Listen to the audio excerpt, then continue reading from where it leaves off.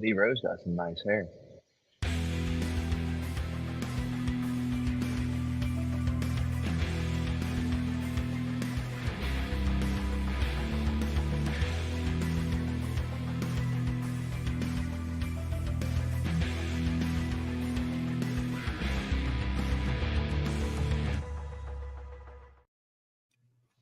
And what's going on, y'all? How is everyone doing? Appreciate y'all joining us here today for picks, predictions, all that good stuff here on the Golden Octagon MMA podcast. As you see, I am not where I'm usually at because I am on vacation in sunny Sandals, Montego Bay, Jamaica.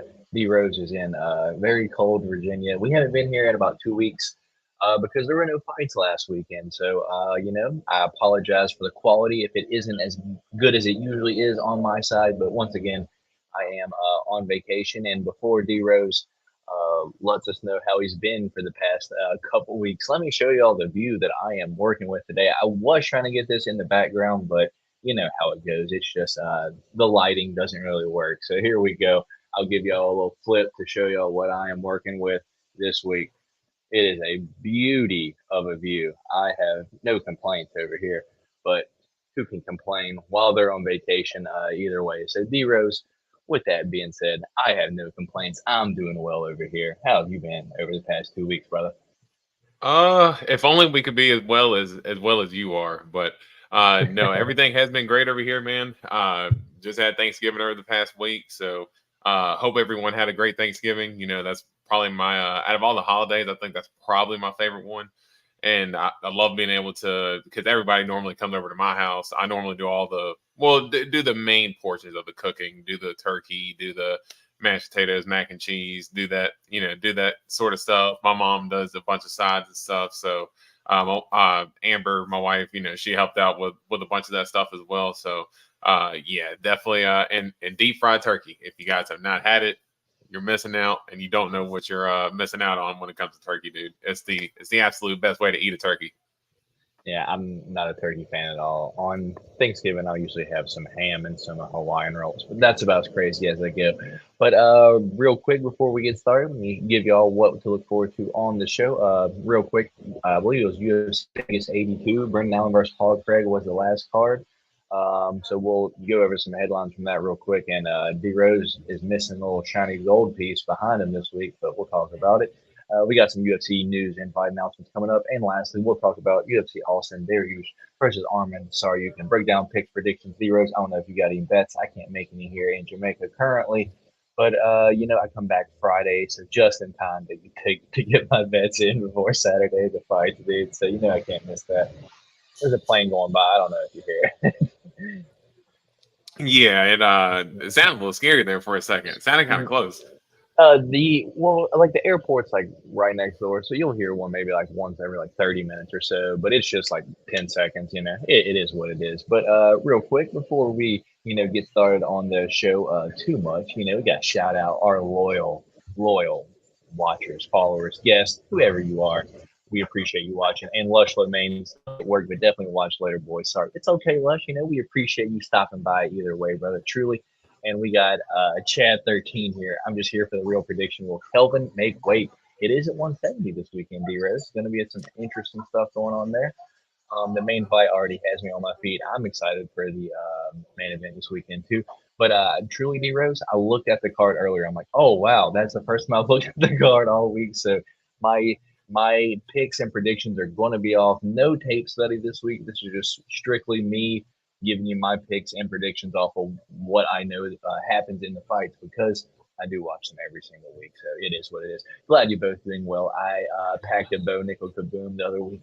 Nice, brother. You guys watch out for my video Friday, y'all. Y'all are going to be stoked. It is a fantastic video on Friday. But yeah, let's get into it, D Rose.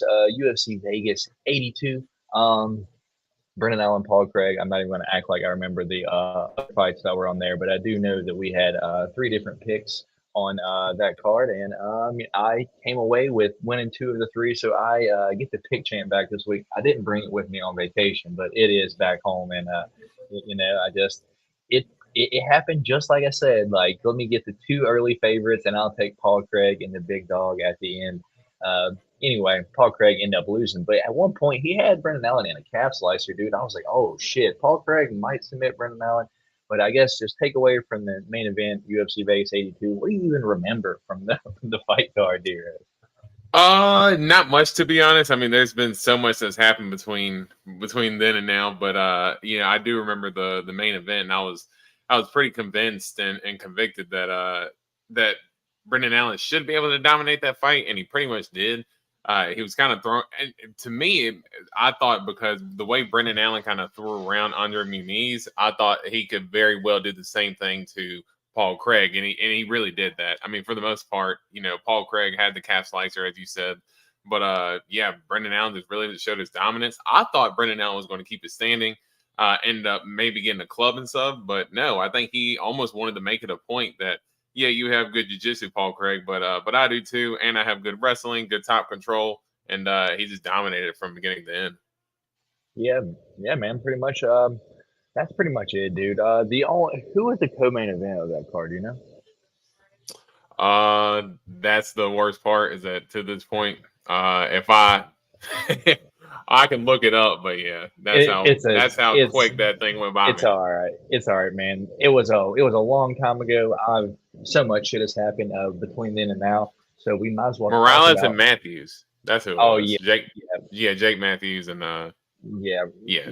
Michael Morales still really brawl green, dude. He's young and tough, dude, but he needs to polish up on his punches just a little bit. In my opinion, he throws no straight punches at all, and that's how you beat Jake Matthews is throwing straight punches. But Yeah, let's get that in. and he always puts 110% in his shots. Like he Yeah, never knows how to not throw 100 miles an hour. It's crazy. yeah. So let's go ahead and jump into it, dude. A lot of news and fight announcements have happened since our last podcast, dude. We have had Ian Gary coming out. So much news about Ian Gary. You're like, what the hell is even going on, dude? Like, I'm not trying to judge dude's personal life, but it just seems like, bro, your personal life is bleeding over to your fight life. And it's like, bro, this is not good. Not a good look for Ian Gary. I'm sure everyone's seen the news and everything like that. Dude, Sean Strickland almost killed a man. He got his, he got his like wish almost, dude. He was like, the dude apparently like beat up his girlfriend and like was running from the police and ended up in Sean Strickland's driveway. And he thought, is this dude still in my car? And came out there with a gun, dude. Stopped him, put him down, dude. There's been a ton of fight news going on, or outside of fight news involving fighters, dude. What's your thoughts on I guess kind of all the news going on that don't involve actual fighting, man? Well, I will say that I'm not as caught up with the Ian Gary situation, so you will have to kind of lighten me up on that a little bit, just because I saw some headlines, but I just didn't want to. I don't know. It's a dude's personal life. I just didn't want to get into it. But for the Sean Strickland thing, man, I saw the video. At first, I thought it was one of those kind of clickbait things that, oh yeah, we're going to get you to click over here and look at this, but no, Sean Strickland, as you said, got his wish. And out of all the shitty luck you had to have to end up breaking into an MMA champion's house, or in this case, trying to break into his car, the shitty luck you had to have in order to run into them, and the dude's like a wild, crazy gun owner, so he has no scares about letting that thing off at any time. And he doesn't have enough screws in his head that are tight enough, and he's got a bunch of screws loose. I wouldn't trust messing with Sean Strickland in the octagon, but especially so much out of the octagon. That dude's just a loose cannon. Yeah, dude, it's absolutely nuts. So the Ian Gary thing, dude, it's kind of crazy. So apparently, like 15 years ago, 12 years ago, Ian Gary's current wife wrote a book on how to basically trap a young athlete into basically paying for her fucking future or some shit like that. And she wrote this book like 12 years ago, like when Ian Gary was 14 years old. And come to find out, fast forward now, it's like basically the exact same thing of what's happened. And there is some other news that apparently Ian Gary's wife's ex husband is living in his current house because he's his nutritionist and he has him on a vegan on a vegan diet. I don't know if all of that's true because Ian Gary has been like denying a whole bunch of like the shit. But dude, it's just crazy when you hear that. It's like, bro, like this shit had to have came from somewhere. So at one point, like it was probably true. It's just odd to see, dude. A really weird situation. Kind of feel bad for the guy. But at the same time, dude, every man is their own man, dude. You got to get yourself out of that situation if it is true, dude. And hey, maybe that's his thing. And in that case, dude, people have some weird kinks, dude. That's probably not the weirdest one. So if it don't involve like the fighting itself, I really don't pay too much attention to it.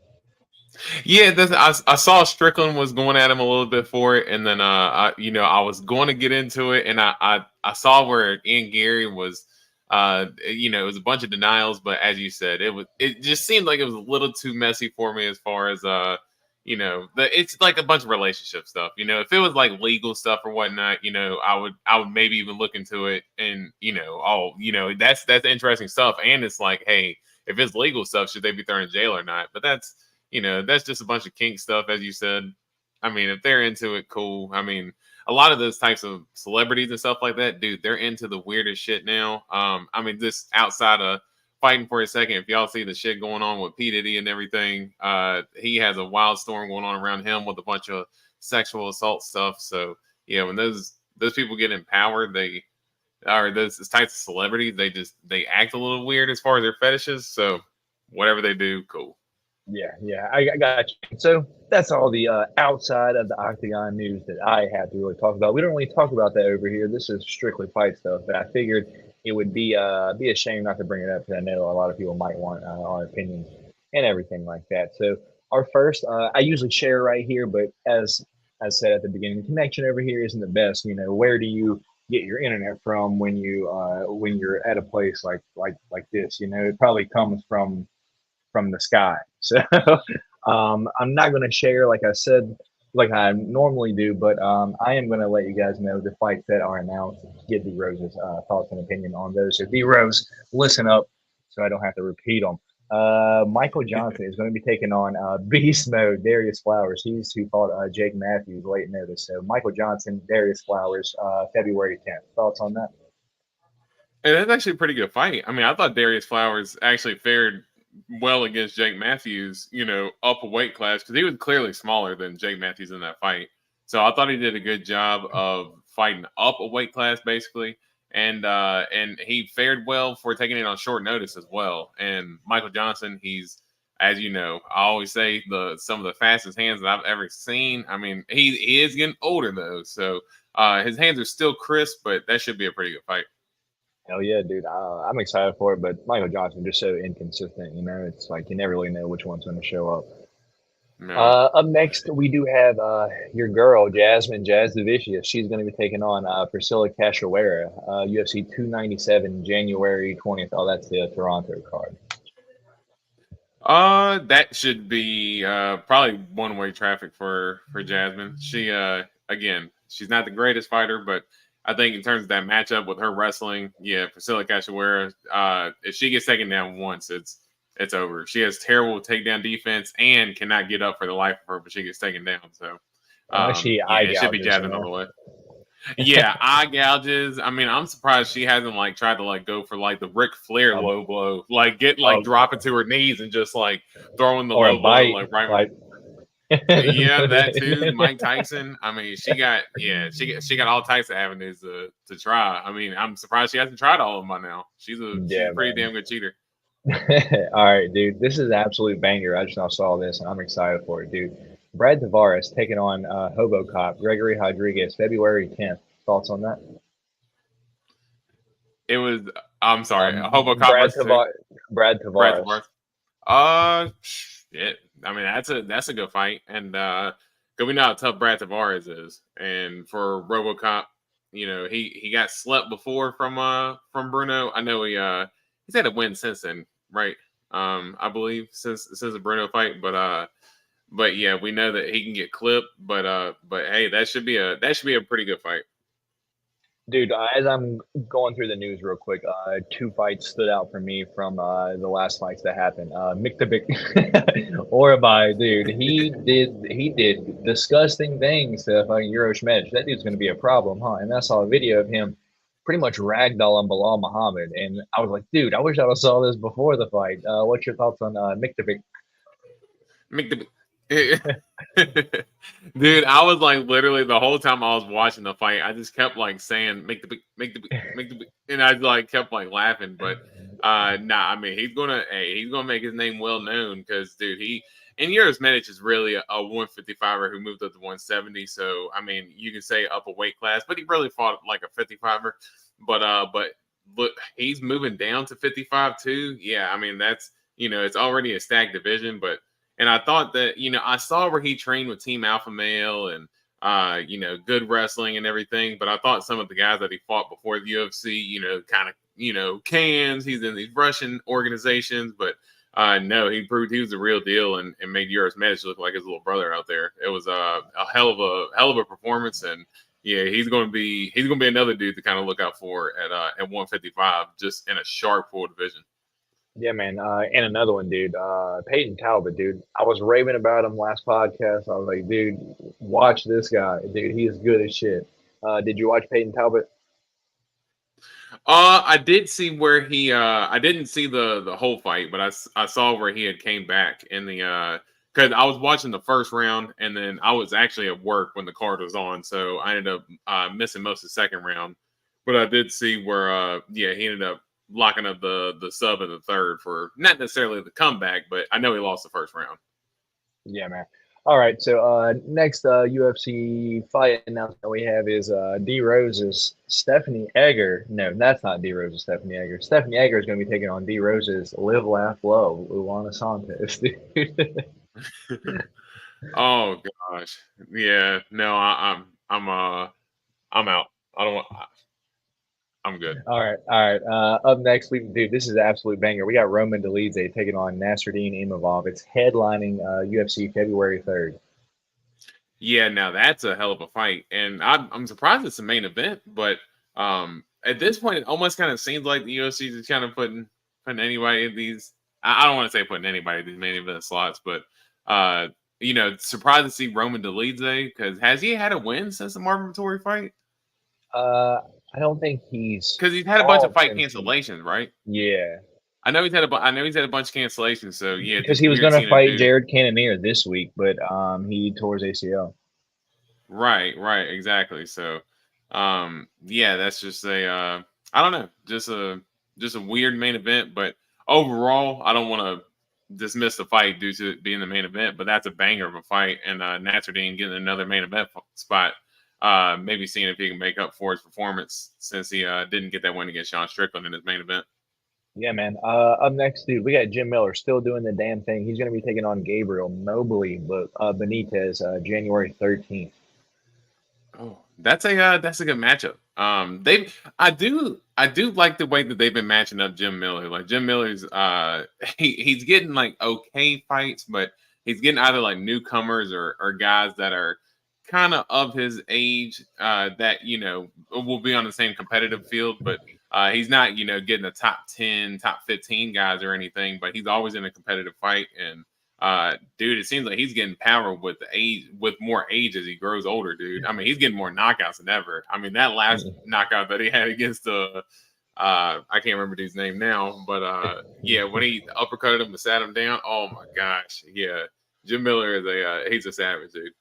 Yeah, man. And dude, here's one that I'm really surprised about that they're trying this one again, dude. Edgar Chairez rematches Daniel Lacerda, UFC February 24th. Yeah, that's very desperate. I don't know why they're so eager to make that happen, but sure. I mean, yeah, Daniel Santos, I know that's your guy, and I know you love watching all his fights and Edgar Chairez. I mean, he's okay. He's okay. It should be an okay fight. But Daniel Santos, I will give him credit. That first round, or not even the first round.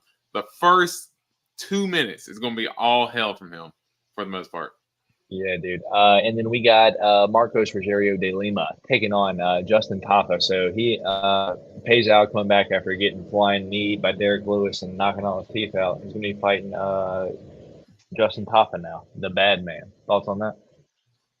Man, it's going to be brutal to see Marcos Rogerio de Lima get all those teeth fixed just to potentially get him knocked right back out. Because, dude, Justin Taffa, when he gets in the clinch, he throws them knees, dude, and he is he's a savage. So, yeah, if Rogerio de Lima doesn't get it down to the ground quick, I think Taffa's going to make light work of him.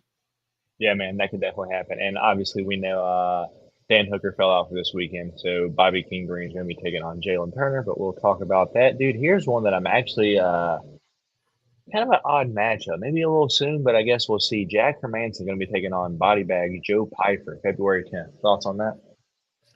I mean that's a good fight, and that's I think that's a good main event spot for Joe Pyfer. But I am surprised, like I'm like you. It almost seems like a very quick jump for Joe Pyfer there. I mean, he's been a good fighter so far, and he has kind of made light work of some of the dudes. I mean, for him to make light work of Jared Mearshart the way he did, I mean, the dude is a killer, and I know that Dana White's had a lot of love for him coming off of the Contender Series.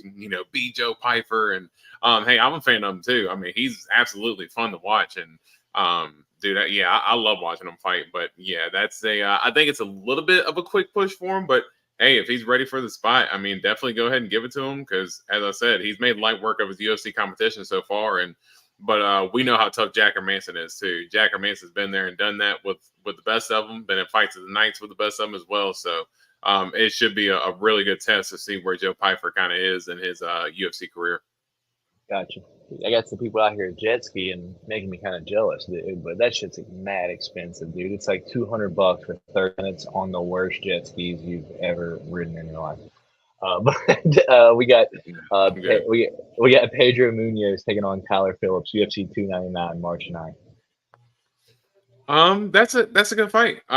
That's Kyler Phillips, that he trains with Sean O'Malley, right? Yeah, and also that fight got announced for March. It's going to be in Miami, dude. I think it's March 4th, Miami, dude. So Cheeto versus O'Malley 2 will be in Miami. So that's going to be an absolute wild card for the most part. But yeah, he does train with him, man. Yeah, that and man, I didn't realize that was going to be in Miami. Wow. So yeah, Cheeto being from Ecuador, kind of being a little bit going to have a lot of Hispanic heritage kind of out in that area and stuff. So man, that should be and then of course O'Malley going to have a lot of the American fans and stuff on his side. So I'm only going to imagine the crowd and the atmosphere for that type of fight, dude. That one, yeah, and that should be a good fight too, Pedro and Kyler Phillips. But yeah, I like that backdrop of the.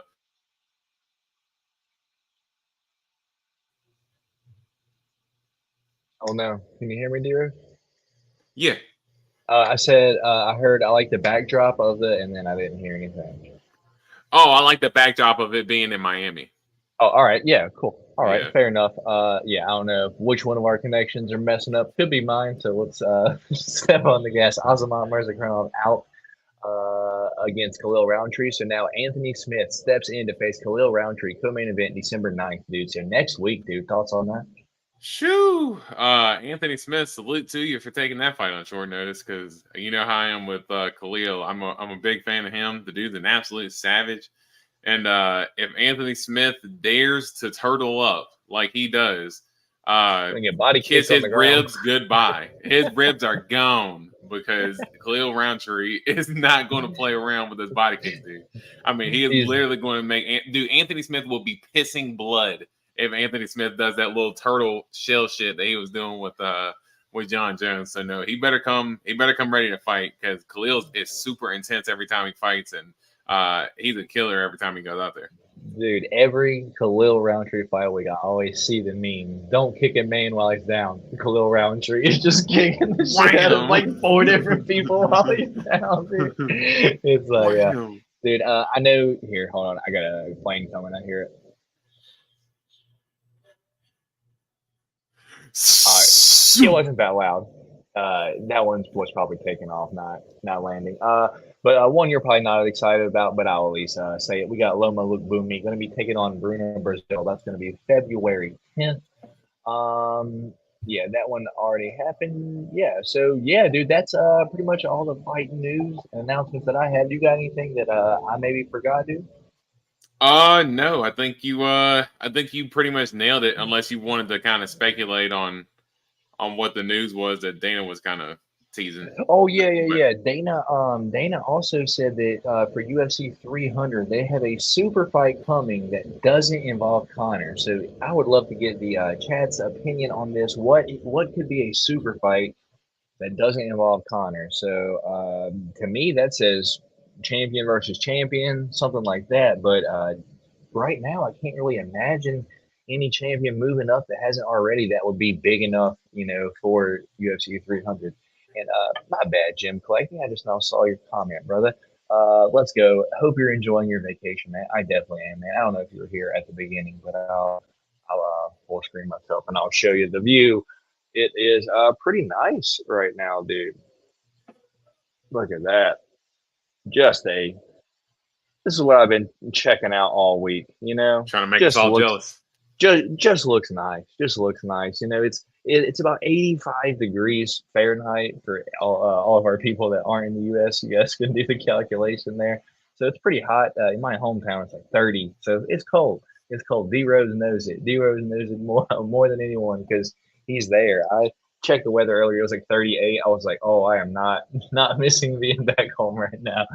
But yeah, dude. What do you think it could be aside from I saw the leaked thing of Michael Venom Page versus Kevin Holland, dude. That's going to be an interesting fight, dude. And if that's true, that is a hell of a fight for both fighters, dude. I'm excited for that because I've been waiting to see MVP in the UFC for a while, dude. But he's a little bit older now too. I think he's like 38, 36, something like that. So it's Yeah, like, yeah, you he's know. upper 30s. So like, yeah, he's older than 36. He's like 36, 37, 38 within that range. So I've always been a pretty big fan of MVP in Bellator. I mean, they were matching him up with cans there at the beginning and kind of building him up, but he did end up fighting, some pretty good competition over there for the most part. Of course, he ended up getting knocked out from Douglas Lima, and everybody made the memes and stuff like that when he got slept. But Douglas Lima is a hell of a fighter, and he was like literally in his prime as champion at that point in time. And, Yeah. but no, that should be a really good fight.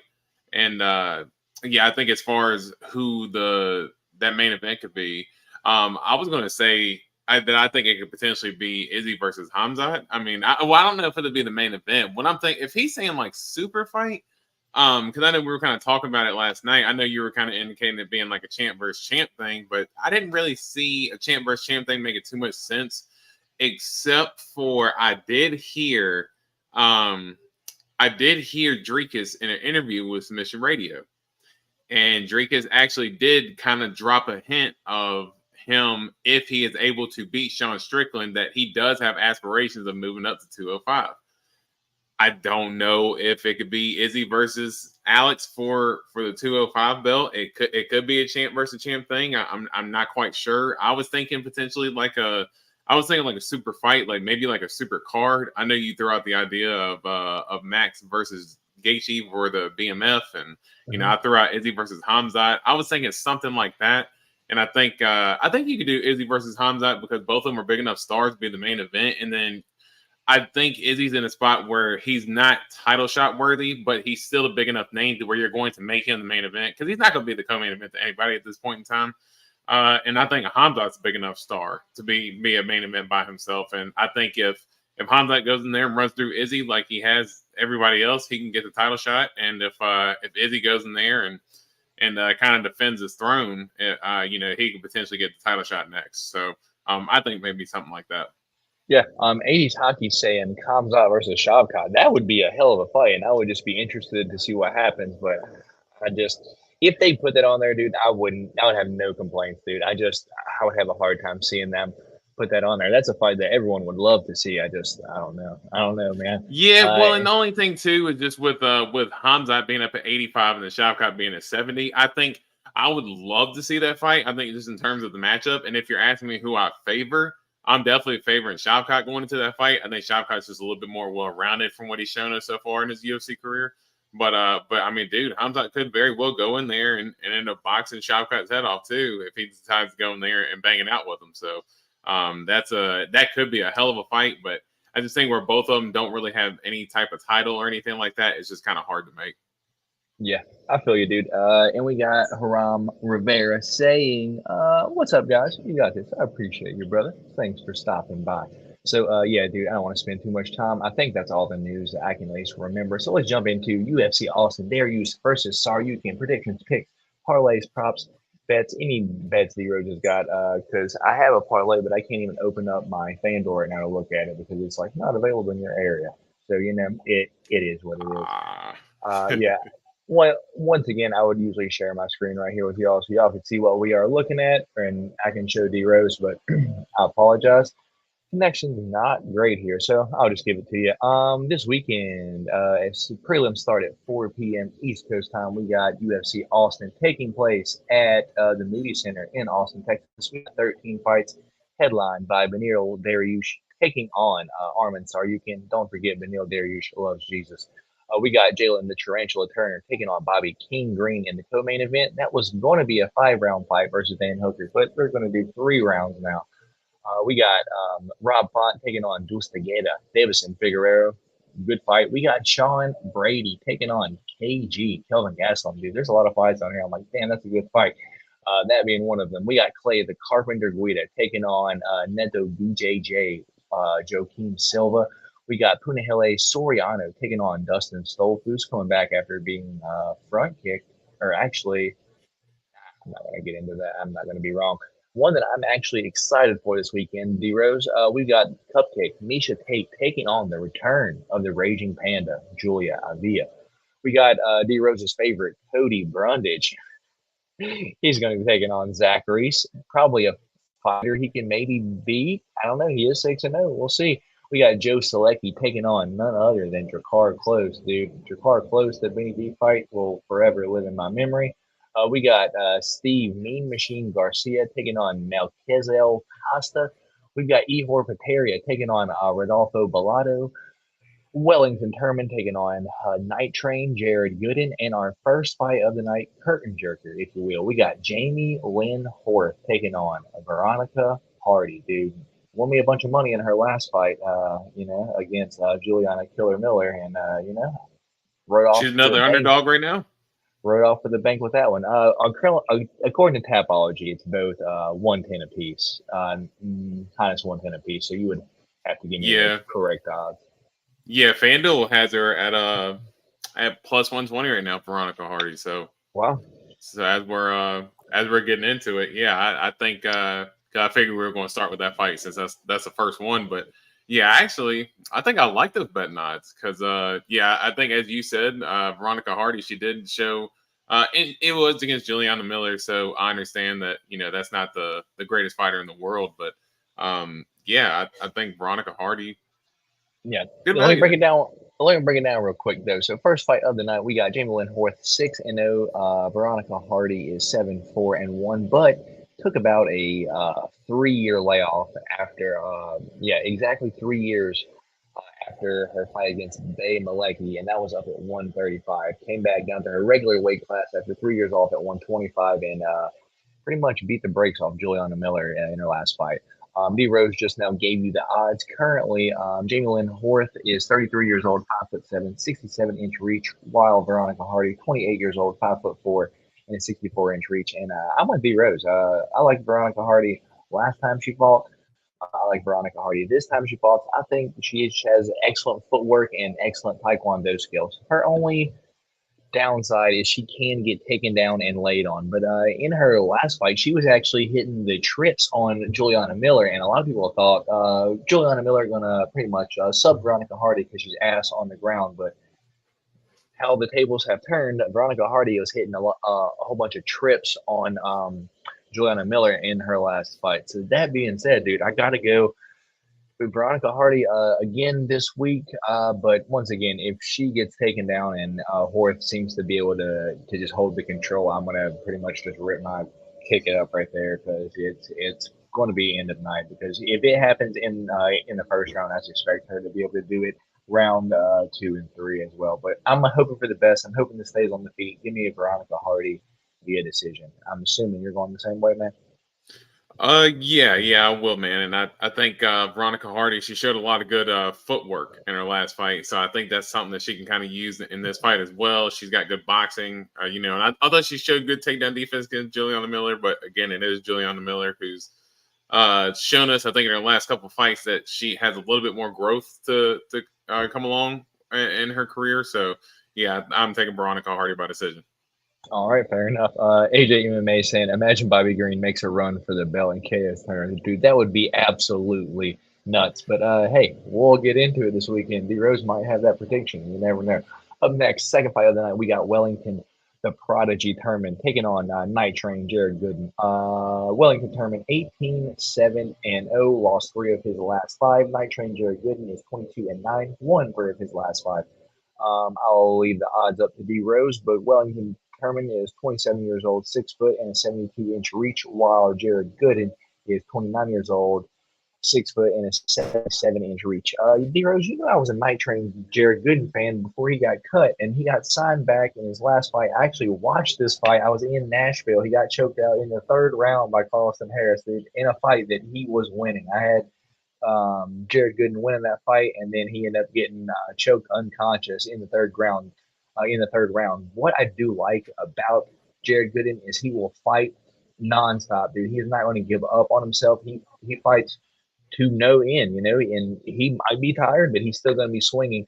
And on the other hand, Wellington Turman, I feel like he maybe had some steam when he came into the UFC, but I feel like his past couple fights, he's kind of been, has he been, I mean, lost to Andre Petrovsky via decision, lost to Randy Brown via decision. But I think in his last fight against Randy Brown, he probably looked the best that I've seen him. He just lost. I think maybe training with Alex and Glover, he's been maybe getting a little bit more confident in his striking. I've just seen him be cracked and wobbled a whole bunch. And Night Train Jared Gooden does have that power, dude, and he don't give up on himself.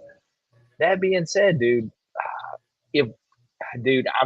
here's my worry. I'm worried Wellington Turman is going to wrestle him for fucking 3 rounds, and it is what it is, and that's going to be his game plan, dude. But if Wellington Turman wants to stay on the feet, dude, his chin can get cracked, and because of that, dude, he's been training with Alex and Glover. I think he's getting a little bit more confident in his hands, dude.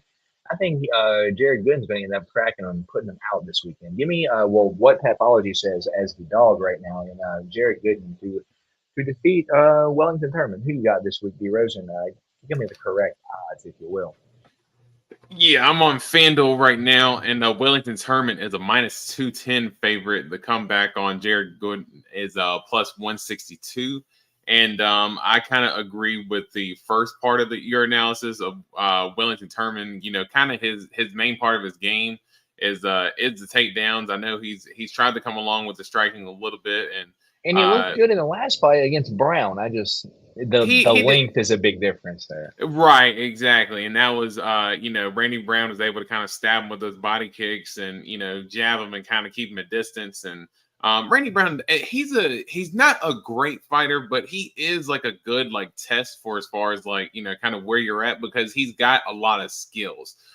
He's not championship level, but he does have a lot of skills. And if you can beat him, you might be onto some things, but he is a tough matchup for guys. But Jared Gooden felt like he's just had a lot of trouble against guys who are good with the takedowns. And I just think Wellington Turman, he's on a 2-fight losing streak. This could be pink papers for him if it comes down to if he loses another fight. So I think he's fighting for a UFC contract at this point and trying to make sure he maintains the win. I think he just goes the best route and goes with takedowns. Let's go with another decision here from Wellington Turman. All right, fair enough, D Rose. I can't hate you for it. Yeah, I could for sure see it happen. That's for sure his path to victory. But dude, if he gets too confident, I feel like they only signed Jared Gooden back just to get somebody a win. I feel like that's the only thing they do is to try to get somebody a win against them. Dude, I just love how he punches, dude. He flares his elbow up and then shit fucking just wonks people, dude. I love how Falcon punch. Jared Gooden punches, dude. It's crazy. First different pick of the night. D Rose going Wellington Turman. I am going Night Train Jared Gooden. Up next, we got one the dude that. What's the odds on this? Oh, makes sense. Makes sense. All right. Ihor Duelist Pateria going to be taking on Rodolfo Trattor Bellado. I don't know if that's tractor or whatever. But anyway, Ihor Pateria 20-4 overall, lost 2 of his last 5, while Rodolfo Bellado is 11-2, only lost 2 fights to Vitor Petrino, knockout both times. So, I'm currently Tapology has this minus 455 for Rodolfo Bellado, and Ihor Pateria plus 340 underdog, huge underdog. But Ihor Pateria, 27 years old, 6'3", and a 75-inch reach, while Rodolfo Bellado, 27 years old, 6'3", and a 77-inch reach. So basically, same size. Rodolfo Bellado going to have a 2.5 reach advantage on him, dude. And yeah, dude, I'm not going to spend too much time here. Ihor Pateria probably going to get snoozed by Rodolfo Bellado this weekend. Which way are you going, man? And now, are those the actual odds, or have they grown even farther? So right now, FanDuel has Rodolfo Bellado at minus 430, and the comeback on Ihor Pateria is plus 300. So kind of still within that range. Yeah, kind of still within that range. But yeah, I agree with you. Keep it short and sweet. I think Bellado goes in there and sleeps with Ihor Pateria. I mean, we've seen Pateria get cracked many a times, and I do remember Bellado from his Contender Series fight, and he absolutely leveled dude. So yeah, I think Bellado gets it done by knockout. All right, fair enough. Easy enough.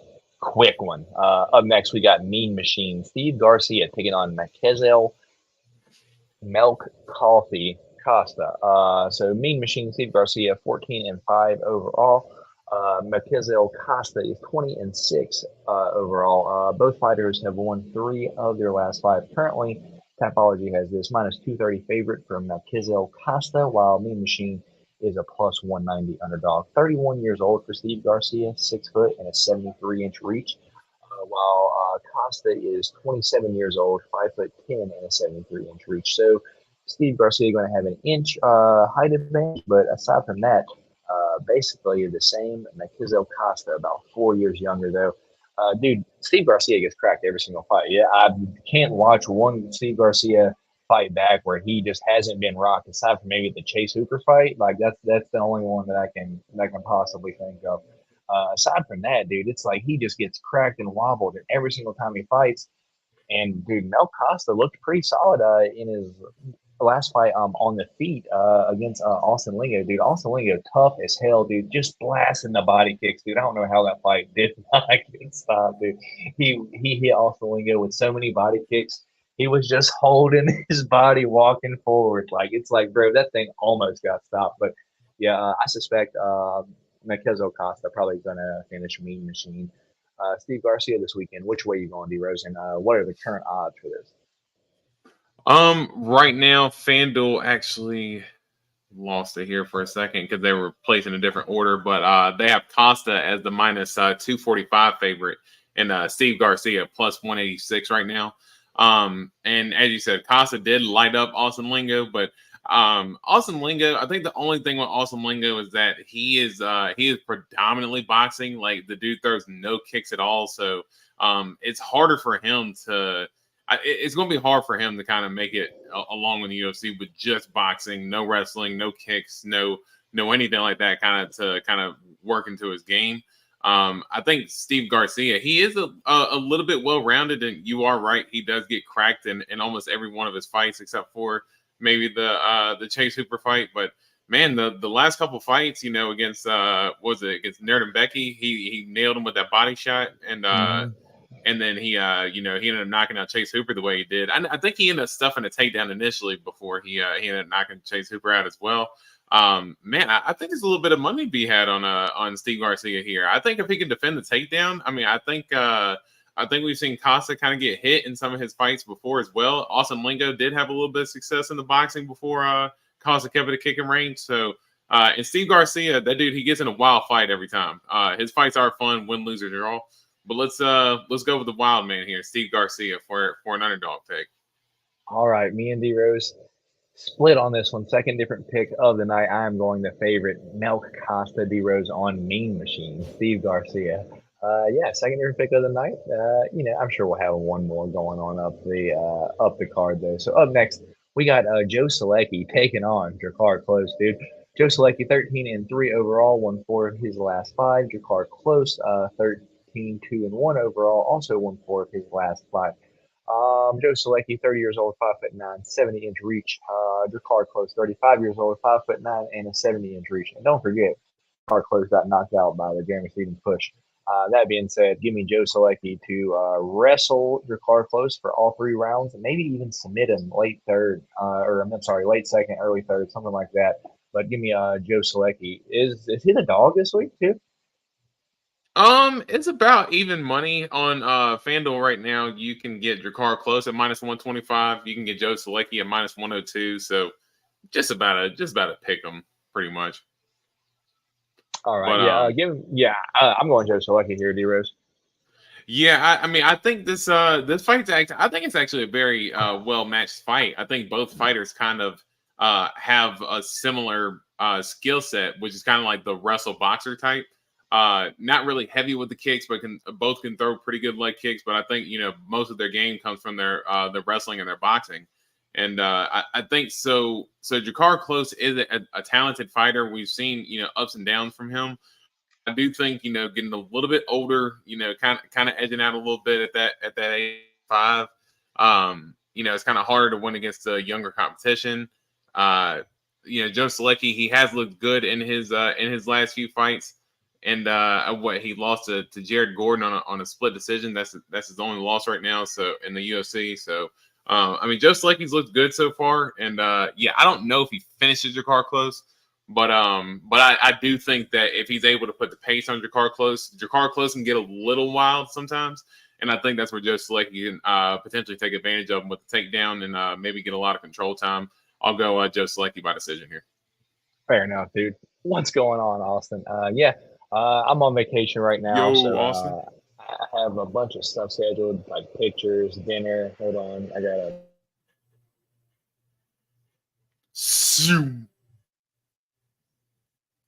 Yeah, sometimes the plane goes by every now and then, but I'm on vacation in Jamaica, Austin, and I've already I made the chat jealous enough, but I'll go ahead and do it one more time just so you can see the view that I'm working with today, brother. So let me get this banner off the screen. This is my view for the week, Austin, dude. Sandals, Montego Bay. If you've never been out of your country, I recommend visiting Jamaica. It is a fantastic place. Everyone's so nice. They actually really love their tourists here, which is kind of threw me off because I've been to a lot of places where they hate pretty much all the tourists. But everyone here seems just so nice. But so it's the last time I'm going to make the chat jealous for the for the evening. But I've been here all week. I leave Friday morning. Come back just in time for the fights on Saturday. So just enjoying the week for the most part. So let's get gonna be mass rushing some bats, huh? Yeah, pretty much, dude. So me and D Rose both on Joe Selecki this week. You're on Joe Selecki? Yeah. All right. So up next we got Cody Brundage versus Zach Reese, dude. Was Zach Reese? We saw him on the Contender Series defeat a dude via armbar, and before that, nothing about him. He is 6-0. Cody Brundage, 9-5-0, lost 3 of his last 5. Currently, Cody Brundage is a plus 210 dog. You can check me on that if you want, D Rose. Zach Reese is a minus 260 favorite according to Tapology. Cody Brundage, 29 years old, 6 foot and a 72-inch reach, while Zach Reese, 29 years old, 6'4" and a 77-inch reach, dude. This is at 180, dude. Yeah, just due to measurables and how bad Cody Brundage is, I got to go the UFC newcomer, Zach Reese. I'm not picking Cody Brundage, dude. Even though I did pick him in his last fight against Jacob Malkoum, and he did win via disqualification. But give me Zach Reese to probably knock out Cody Brundage. Which way are you going, man? Yeah. You don't have to ask me which way I'm going. You don't have to ask me. I'm going Zach Reese here. Cody Brundage will screw you every time on the bet slip. Every time. So don't bet this fight. But if you're picking this fight, just pick Zach Reese. But he will screw you on either way you bet. He will find a way to screw it up. All right, so D Rose letting y'all know, do not bet this fight. You can pick whoever you want. Just know Cody Brundage ain't winning this fight. But if you bet that he won't win this fight, he'll somehow win via disqualification. I'm telling you. And if you bet on him to win, he will lose. And if you hedge, it will be a draw. I'm telling you. He will find a way to do it. He is the unbelievable, undeniable bet buster himself. Cody Bet Buster Brundage. That is his new nickname moving forward, because he will royally fuck you in your bet. All right, dude. Up next, we got the Raging Panda, Julia Avila, taking on Cupcake Miesha Tate. Miesha Tate, 19-9 overall, lost 4 of her last 5. Raging Panda, Julia Avila, 9-2 overall, won 4 of her last 5. We haven't seen Julia Avila in 2 years, though, when she choked out Julia Sloyarenko via rear naked choke, 2 years and 4 months to be exact. She did have a baby in the meantime. This will be her first fight back, so will those motherly instincts be a good thing or a bad thing? Does she want to hurt people anymore, or does she realize that she wants to be loving and caring? We'll have to see this weekend. But currently, Raging Panda is a minus 160 favorite, according to Tapology. Cupcake Tate plus 135 dog. Miesha Tate, 37 years old, 5'6", and a 66-inch reach, while the Raging Panda, Julia Avila, 35 years old, 5'7", and a 69-inch reach. Yeah, taking 2 years off in prime, dude, coming back at 35. I don't know, dude. I'm a Julia Avila fan, dude. She comes out and just fury, dude. Throws heat nonstop, like punches, dude. And she's just fury the whole time she's in there. Usually knocks these bitches out, if I'm gonna be honest. Yeah, dude. Gina Mazzani knockout. Penny Kianzad decision. Before the UFC, Alexa Connors knockout.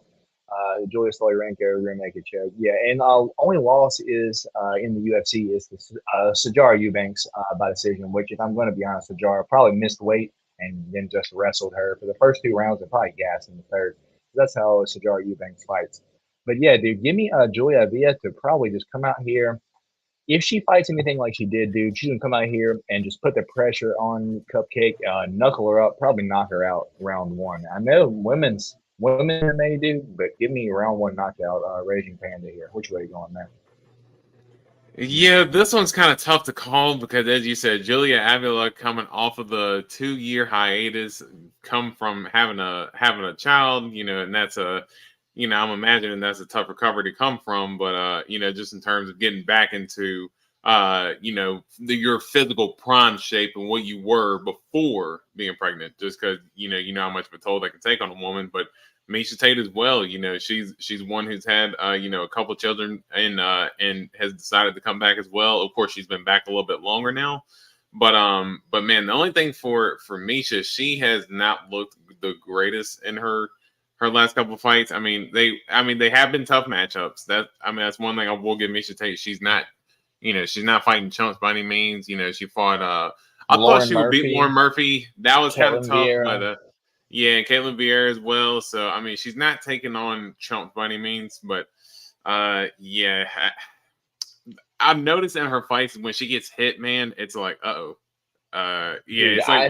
and that's what I expect to happen because, dude, Julia Avila throws heat, dude, and she hits her one time, it's gonna be like, I'm not gonna say just like Amanda Nunes, but when she got hit by Amanda Nunes, she's like, oh shit, what was that? No, I think a couple times when she gets cracked in her nose starts bleeding, and you can see her kind of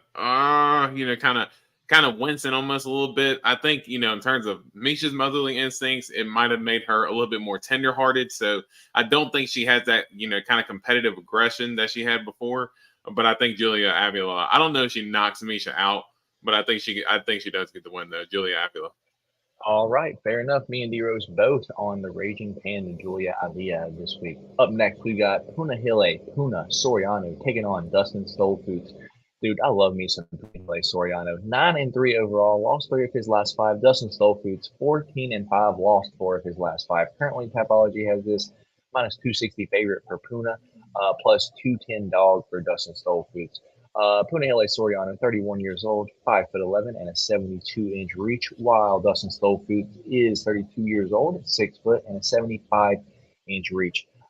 There's been a saying going around that pound for pound, Punahele Soriano was the hardest hitter at Extreme Couture, including Francis Ngannou, dude. So Eric Nixick said the holding pad, Punahele Soriano was the person that hits the hardest, dude. And dude, Yeah. Dustin Stolfus gets cracked, dude. Yeah, give me Punahele Soriano to knock out Dustin Stolfus this weekend. Which way are you going, man? Yeah, I think the same. I think Stolfoots, he either wins by decision or gets finished for the most part in the UFC. And I think as you said, Puna, the dude can absolutely crack, and Dustin Stolfoots gets cracked a lot. So I think Puna lands a couple of them bombs, and I think he gets him out of there early. Let's say I'll say early second round stoppage. All right, fair enough. Me and D Rose both on Punahele Soriano this weekend. Up next, we got the Carpenter. Clay Guida taking on Neto BJJ Joaquin Silva. The Carpenter Clay Guida, 38 and 23, dude. Never had a draw though. Never had a no contest. Yeah, 38, Oh 23 shit! and 0, dude. Crazy, dude. Yeah, in his last 5 fights, won 2 of his 5, so lost 3 of his last 5. Neto BJJ, 12 and 4 overall. Lost 3 of his last 5 as well. Currently, Clay Guida plus 260 dog. Joaquin Silva minus 340 favorite. Makes sense. Clay Guida, 41 years old, 5'7" and a 70-inch reach, while Neto BJJ Joaquin Silva is 34 years old, 5'8" and a 69-inch reach, dude. Dude, I can't pick Clay Guida fights anymore, dude. I just pick him to lose every time. And, dude, sometimes he gets the shit beat out of him in the first round and just comebacks and wrestles the dude the next two, dude. It ends up winning. I just don't understand. But again, dude, give me Joaquin Silva to probably choke out Clay Guida this weekend. Clay Guida going to end up going for a takedown and end up getting caught in a guillotine or front choke, something like that. Give me Joaquin Silva via submission. Which way you going, D Rose? Yeah, I think Joaquin Silva, he made a good account for himself coming off of that Tsarukyan fight. A lot of people, what was Tsarukyan minus 1,000 going into that fight, and Yeah, he was he was giving Tsarukyan all he could handle before dropped Tsarukyan was him able to get too. the late finish. Yeah, 100%. So yeah, Joaquin Silva, he's very competitive, and I think Clay Guida, at this point, older, he's always competitive, but I just don't know if he's able to withstand damage as much now as he was able to, even just as far as like a year or two ago. I just don't know if just being able to take all that damage and Joaquin Silva can crack. I think Joaquin Silva could potentially get a knockout or potentially something like a club and sub. But yeah, I think Joaquin Silva gets the dub here. All right, me and D Rose both on Joaquin Silva. What do y'all think about the MVP league against Kevin Hall? We were actually talking about that a little bit earlier, man, in the news segment. I am personally stoked for that. I've been waiting on the MVP to get to the UFC for a while. He's one of the people that I actually keep my eye on outside of the UFC just because he's exciting and his fucking fights are crazy. I love to watch him. So one of the few fighters that I actually do watch outside of the UFC, and I've been waiting on him to get here for a while. A little late in my opinion, 36 now, so I wish it was maybe like 3 years ago before like COVID and all that. But hey, I'm glad he's here now. Kevin Holland, it's going to be a good fight, in my opinion. I know D-Rose pretty much feels the same. Yeah. Oh yeah, 100%. Yeah, it's gonna be a banger, and as I say, I've been excited for MVP to come to the UFC for a long time. This Haiti's a little bit older, but yeah, that should be a hell of a fight if it's official. I know it's kind of rumored as of now. Yeah. So up next, dude, we got one that I guess we'll see if it happens, dude. Sean Brady taking on KG, Kelvin Gastelum. Sean Brady, 15 and 1 overall. His only loss was against Bilal Muhammad a year ago via TKO, dude. Kelvin Gastelum, 18 and 8, lost 3 of his last 5 as well. Currently, odds for this are, well, according to Tapology, minus 135 favorite for Sean Brady, plus 115 dogs for Kelvin Gastelum. Sean Brady, 31 years old, 5'10" and a 72-inch reach. While Kevin Gastelum, even though he's been in the UFC just as long as he's been alive, he is 32 years old, 5'9" and a 71-inch reach. D Rose, is Kelvin Gastelum going to make weight this weekend? I think that's the biggest opponent for Kelvin Gastelum this weekend is the scale because I mean, if I remember correctly, I mean, he was even having trouble at one point making weight at 185. Like, he had a couple, not weight misses, but I mean, he had a couple of towel incidents and, the box that they give you and everything. So yeah, I don't know if he'll be able to make weight, but if he makes weight, it should be a great fight. Um, oof. I I did kind of call, I called it with Bilal beating Sean Brady, but I think that was more because I do kind of see the skills that Bilal possesses, and I thought where Sean Brady was at, I just thought he hadn't faced that level of competition yet. Um, Kelvin Gastelum, as we know, great fighter. He's put on great performances before, but yeah, it's absolutely brutal. But man, the only thing, Kelvin, he has good boxing, but he can get taken down from time to time. We have seen him get taken down at 185 before, so I'm wondering if with his weight cut. You're thinking, oh, hey, he's moving down. He's going to maintain the strength, but is he going to lose a little bit of his strength in order to make the weight? I think his boxing is more crisp than Sean Brady. And Sean Brady, I thought in his last fight, his gas tank was a little bit of a thing that Bilal Muhammad was able to take advantage of. So, and we know Kelvin Gastelum has a pretty good gas tank, going 5 rounds a couple times. So, is Kelvin Gastelum going to be able to withstand the early Sean Brady storm and come back? I'm going to say Sean Brady. I'm going to say Sean Brady gets it done. As you can tell, I'm up in the air about this fight.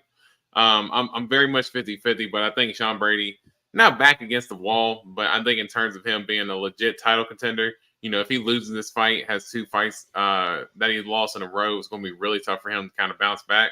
So I think, back against the wall, Kelvin Gastelum, good fighter, but on a little bit of a skid, kind of up and down. Let's go Sean Brady here. I think by All decision. right. Yeah, I think the fight that kind of makes me think about this are the 2 fights in a row that Kelvin had. I think it was Jack Hermanson and Ian Heinisch right in a row, dude. And dude, that Ian Heinisch fight was a little bit closer of a fight than I would have liked to see Kelvin Gastelum in against Ian Heinisch, dude. Like that was a pretty close fight. And then right before that, I think he got heel hooked by Hermanson, dude. And Sean Brady, dude, good on the ground, super strong, and dude, if you can choke out people with one arm guillotine, dude, you're pretty disgusting on the ground. So, dude, I want to say Sean Brady submits Kelvin Gastelum this weekend. That's the way I'm going. There's a mosquito, and I don't want to get dengue fever here in Jamaica, so I gotta watch myself. But I gotta fucking be ready to clap them hoes. You got to get that sandal out, man. Yeah, right. Hoping Kelvin's time at Cejudo's camp did more wonders for him than Dern. Yeah, but who knows though, Gio, brother. I just I don't dude, I just don't know if Kelvin. I think the game may have evolved past him. Like he was good when he first got here, dude, but I think everyone's so good now. It's like maybe you're stuck in your ways. I mean, maybe I could be completely wrong and just Kelvin comes in here and shows a whole new Kelvin that we haven't seen before. But yeah, I gotta go Sean Brady this weekend, and D Rose is as well. So we got 3 fights left on the main card. So we're just running through them, D Rose. We've been here for about an hour, not too bad. So let's get through the rest of these. Up next, we've got Rob Font taking on Duistigueta. Davison Figueroa. Rob Font 20-7 overall, lost 3 of his last 5 though.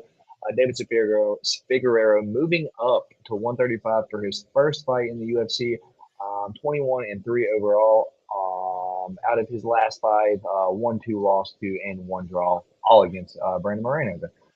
So currently Rob Font minus 140 favorite, Davison Figueroa plus 120 dog. Rob Font, 36 years old, 5'8" and a 71-inch reach, while Davison Figueroa is 35 years old, 5'5", and a 68-inch reach.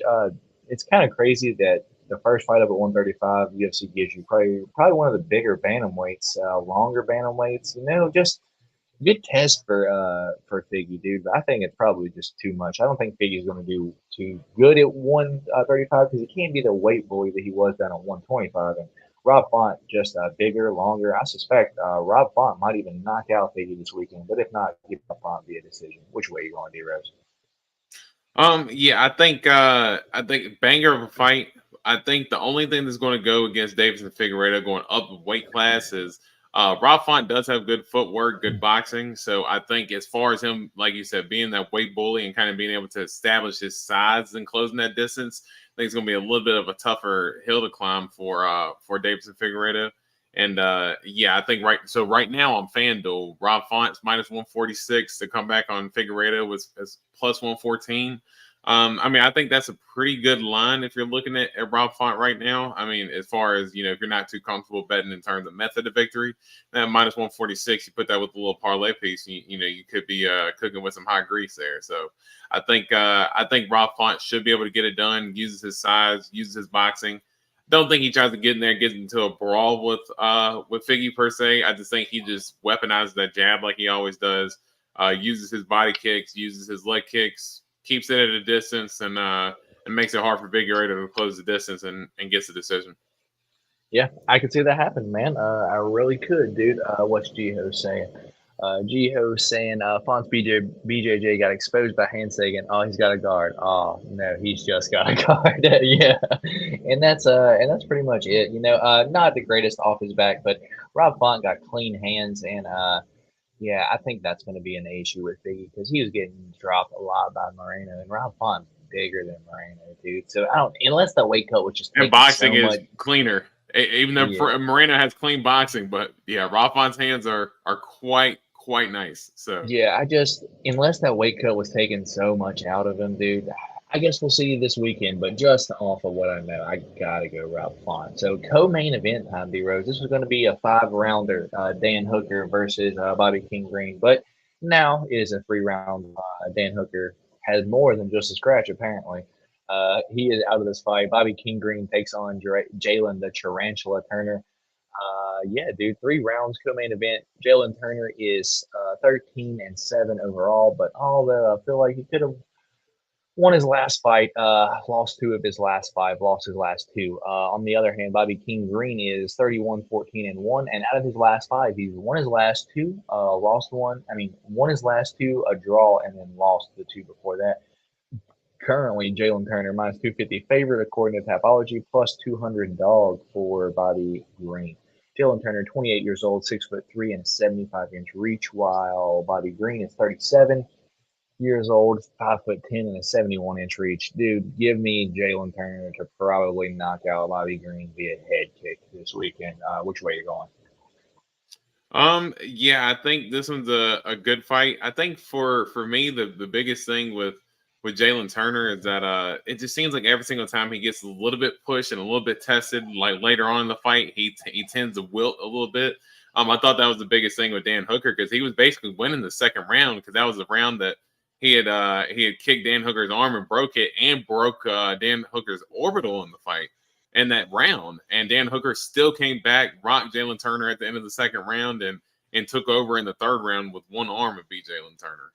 So obviously that's just a different level of toughness. But honestly, I think Bobby Green's kind of cut from that same cloth, dude. I think if Jalen Turner's not able to get Bobby Green out of there early, I can see Bobby Green having some success, man. If he ends up working his way inside and uses kind of his head movement, gets inside and starts landing some of those boxing combinations, similar to how Dan Hooker was able to kind of get into the pocket with Jalen Turner there. I think that's where Bobby Green could really take advantage because his hands are really clean. And yeah, man, I'm actually going to go Bobby Green here. I'm gonna pull the trigger on him. I think if Jalen Turner does not get him out of there in the first round, I think it's Bobby Green's fight to lose. I think he wins the second and third and wins the fight. All right, now that you have made your pick, I want to ask you this. Do you think Bobby Green's hands down approach is going to be the smartest tactic for head kicks flying at him? Well, he doesn't really. I mean, as far as the head kicks, again, you close distance, and that's how you're able to avoid and kind of clash those or crash in on those head kicks. And move his way in. He's not going to stand at kicking range of Jalen Turner all day. And I think the biggest thing for Jalen Turner as well, we were talking about the weight scale battle with Kelvin Gastelum. He's another one that's going to be having a weight scale issue because he missed weight in his last fight against Dan Hooker, and he's taking this one on short notice. So I do like Jalen Turner, but I do think that he's he's playing with some fire here with Bobby Green. So yeah, I think All Bobby right. Green. I think he weathered the storm early and gets it done. All right, D Rose, third different pick here. His final. D Rose going Bobby King Green. I am going Jalen the Tarantula Turner. G Ho saying, yes, sir. Turner takes the dub. Tune in to the TBS show, the Tarantula Broadcasting Station. All right, dude. So, Got to be a big Jalen Turner fan for that. main event time, dude. We got Benny D. He loves Jesus. Dariush taking on Arman. I'm not gonna try to say that. Arman Tsarukyan, dude. Benny D is 22-5, won 4 of his last 5. Just lost his last one against Charles Oliveira via head kick, dude. Nasty head kick. Arman Tsarukyan 20-3 overall. Won 4 of his last 5. Only loss was what the Matus Gamrot in between there in a pretty close fight, dude. Anyway, Beneil Dariush, 34 years old, 5'10", 72-inch reach, while Arman Tsarukyan, 27 years old, 5'7", 72.5-inch reach. So Arman Tsarukyan going to be 3 inches shorter, but had a half-inch reach advantage on him, dude. And dude, I think in his last fight against Joaquim Silva, dude, Arman Tsarukyan kind of exposed a little, dude. His striking's bad. It ain't good. I know a lot of people may disagree with me, but dude, on the feet, Arman Tsarukyan is not good in my opinion, dude. I see multiple holes where he can get cracked, and if there's one person that'll expose a hole on the feet, it is Benny Dariush. Go look at your car close, dude. He's got some power, and he'll lay you the fuck out, dude. Joaquim Silva drops Arman Tsarukyan, and he's not even known for his hands, dude. He's known for being on the ground. Benny D is also very good on the ground, but he also has thunder in those fucking hooks that he throws, dude. That left hook, knock some people's ass out, dude. That being said, give me Benny D to defeat Arman Tsarukyan as a dog this weekend. Start another win streak. Maybe try to get a title, even though UFC don't want to give him that title shot at all. He loves Jesus way too much for it to give him a title shot. But yeah, dude, give me Benny D to probably knock out Arman Tsarukyan this weekend, dude. Which way are you going?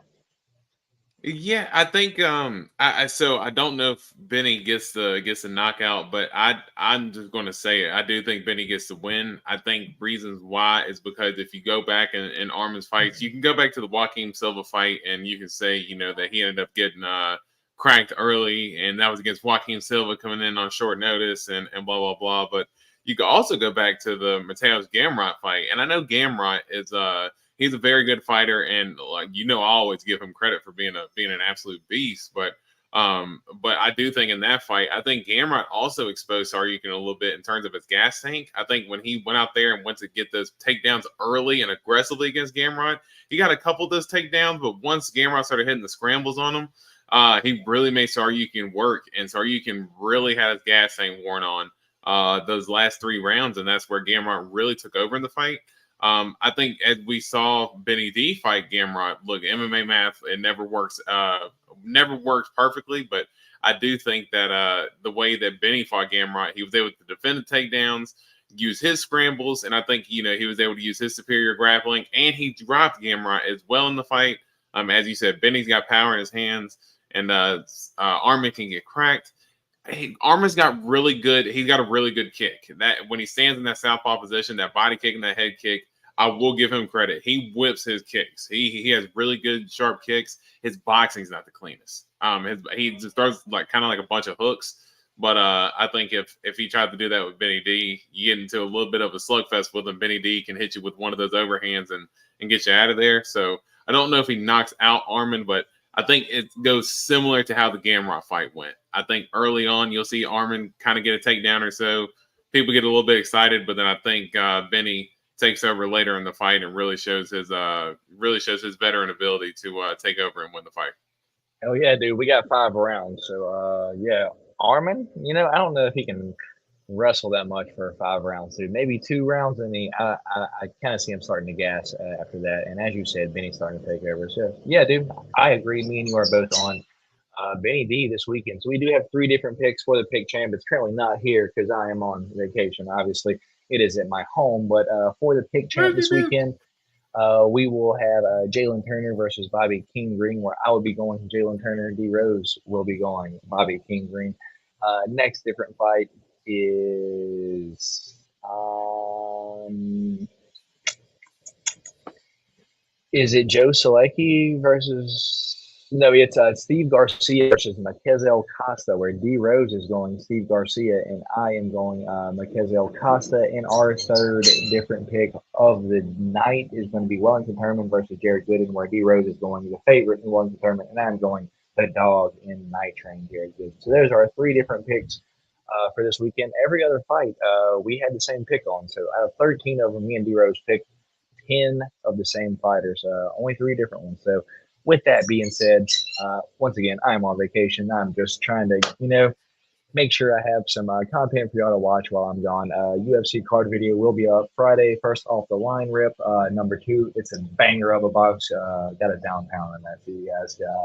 It's a good one. It's worth to watch. But yeah, D Rose, anything before we get off of here, man? Nah, man.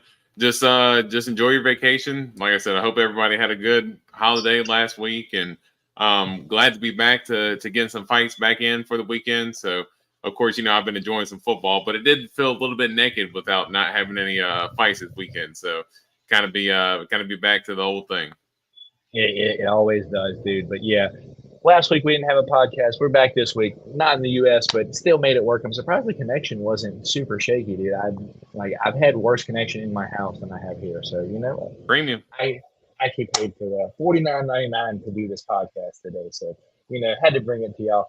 So with that being said, we truly appreciate all of y'all for stopping by here today. My name is Matt. D Rose is on that side of your screen. If you're spending your hard-earned money this weekend, make sure you remember it's a fist fight. It is a fist fight, and at the end of the night, anything can happen. Y'all be safe out there. I will leave y'all with one last final look at my view as we get out of here, D Rose. But we appreciate all y'all for stopping by here today. Peace.